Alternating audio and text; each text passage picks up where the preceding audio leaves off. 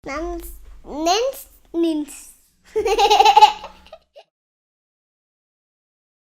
De què fa gust la lluna? Feia molt temps que els animals del bosc volien saber quin gust tenia la lluna. Era dolça o salada? Només en volien tastar un trosset petit.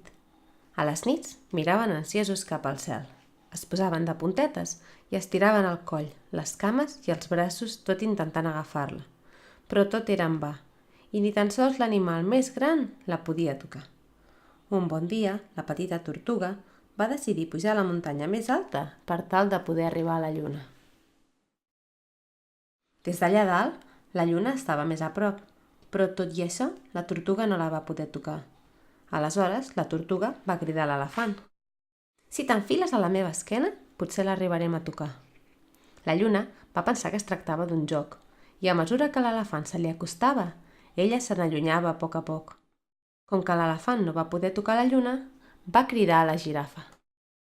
«Si t'enfiles a la meva esquena, potser l'arribarem a tocar». Però en veure la girafa, la lluna es va enlairar encara una mica més, i la girafa no parava d'estirar el coll, però no va servir de res.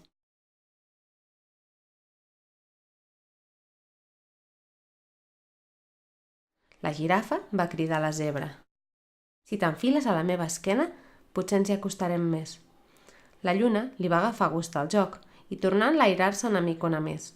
La zebra s'hi va esforçar molt i molt, però tampoc no va poder tocar la lluna. I la zebra va cridar al lleó.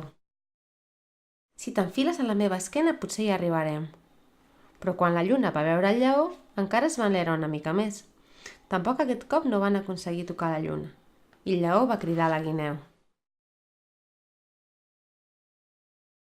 «Enfila't a la meva esquena i segur que ho aconseguim», va dir el lleó. Tot just veure la guineu, la lluna va tornar a enlairar-se una mica més. No li faltava pas gaire per arribar-hi, però quan gairebé la tenia a tocar, la lluna s'escapolia. I la guineu va cridar al mico. «Ara sí que ho aconseguirem! Apa, enfila't a la meva esquena!» La lluna, quan va veure el mico, encara va recular una mica més. El mico ja podia olorar-la, però de tocar-la, res de res. I el mico va cridar al ratolí.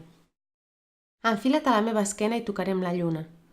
La lluna es va mirar al ratolí i va pensar: de ben segur que un animal tan petitó no em podrà agafar mai. I com que començava a estar una mica farta d'aquell joc, la lluna es va quedar on era.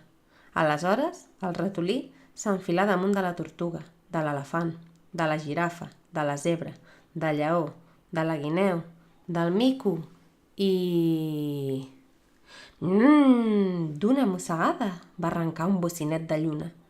El va assaborir satisfet i després en donà un trosset al mico, a la guineu, al lleó, a la zebra, a la girafa, a l'elefant i a la tortuga. I van trobar que la lluna tenia el gust d'allò que més agradava a cadascú. Aquella nit, els animals van dormir molt i molt juntets, contents i satisfets d'haver arribat per fi a la lluna i saber quin gust feia. Conte contat, ja s'ha acabat.